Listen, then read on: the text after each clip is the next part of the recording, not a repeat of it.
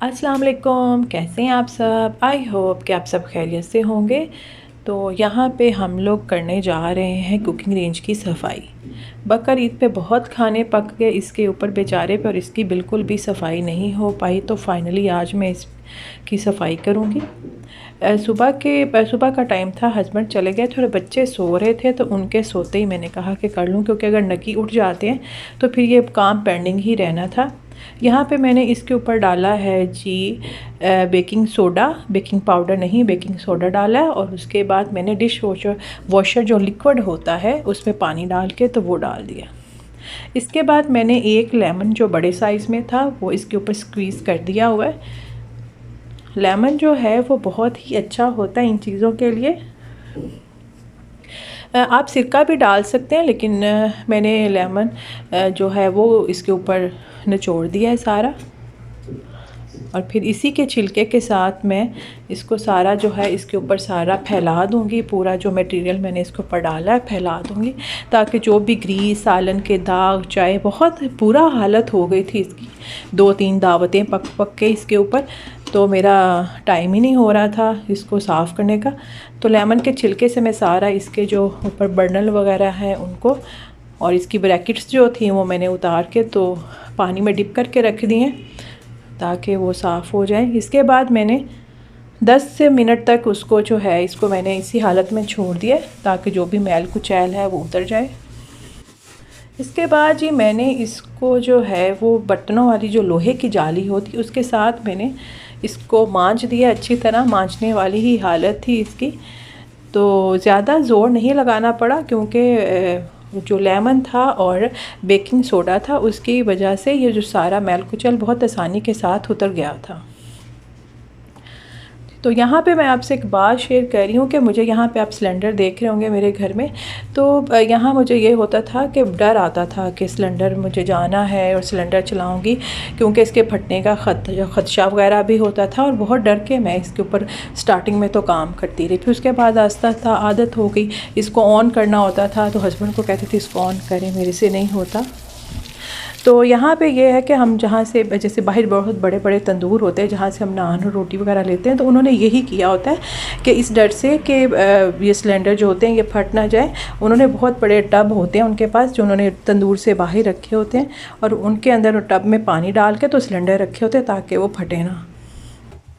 तो इसलिए केयरफुली होना पड़ता है कि जिन घरों में भी ये चीज़ें होती हैं बहुत ही एहतियात करनी पड़ती है जी। तो यहाँ पे फिर मैंने जाली के बाद स्कॉच ब्राइट से इसको मैंने साफ़ कर दिया, और उसके बाद मैं साफ़ कपड़ा लेके तो इसको ऊपर से अच्छी तरह क्लीन करूँगी। मैंने पानी से इसको नहीं इसलिए नहीं धोया कि ये अंदर से डीप है, और अगर मैं पानी डालती तो मुझे इसको थोड़ा सा उल्टा करना पड़ना था, और ये वज़नी और मैं कर नहीं सकती थी। तो मैंने कपड़ों के साथ इसको बहुत ही अच्छी तरह मैंने इसको साफ़ कर दिया।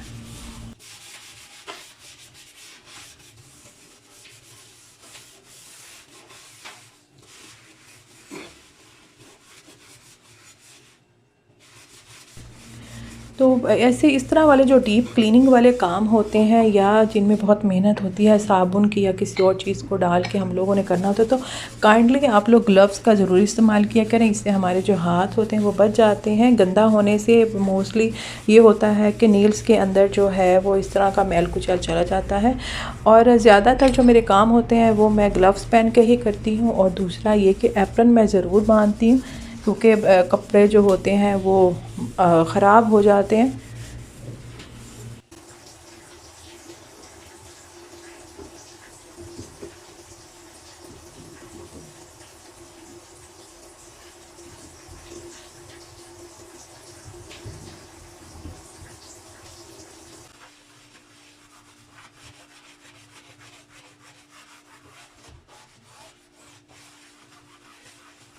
ये जो ग्लास है इसके ऊपर भी छींटे वगैरह सालन के, ऑयल के चले जा गए हुए थे, तो उसको भी मैंने इसी तरीके से कर लिया था, साफ़ कर लिया था।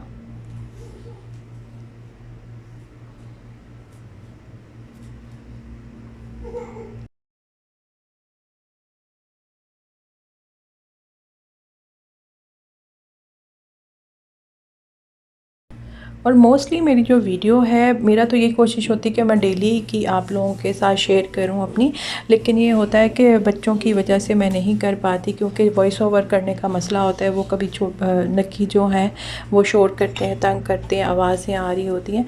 और ज़्यादा ये होता है कि यहाँ पे जो विंडो एसी होते हैं, मोस्टली घरों में विंडो एसी लगे होते हैं, तो उनकी भी बहुत ही आवाज़ें आ रही होती हैं। मतलब कि आप जिस रूम में भी जाए, क्योंकि फ्लैट्स होते हैं तो इनमें यही होता है कि साथ साथ होते हैं, तो हर जगह तो एसी लगे होते हैं, तो बहुत ही वॉइस ओवर का ना मसला हो जाता है। और एक मेरी सिस्टर, उन्होंने मेरे से पूछा था कि आप म्यूज़िक लगाती हैं अपने ना व्लॉग करते हुए बैकग्राउंड में, तो वो सिर्फ़ इसी वजह से कि जो छोटी छोटी बातें या आवाज़ें आ रही होती हैं तो उनकी वजह से मैं लगाती हूँ, ताकि वीडियो देखने में डिस्टर्बेंस ना हो। इसी तरह मैं इनके जो बटन्स हैं सारे, वो मैंने उनको भी अच्छी तरह से साफ़ कर लिया हुआ है। कपड़े से मैंने बहुत ही अच्छी तरह से साफ़ किया, 2 से 3 बार कपड़ों को धो के तो इसको साफ़ किया है।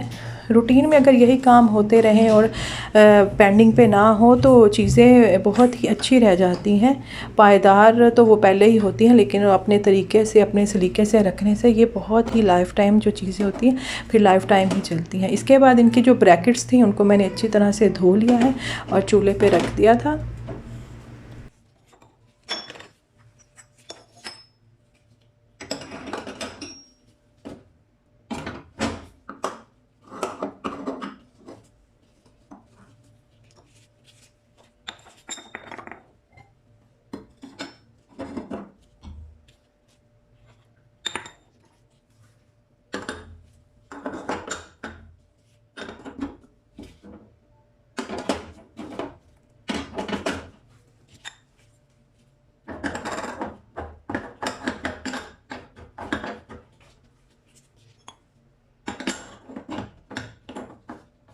मैंने इसको बहुत ही अच्छी तरह से साफ़ कर लिया हुआ है और आप देखेंगे आप इसकी फ़ाइनल लुक। तो यहीं पे करते हैं जी अपनी वीडियो का एंड।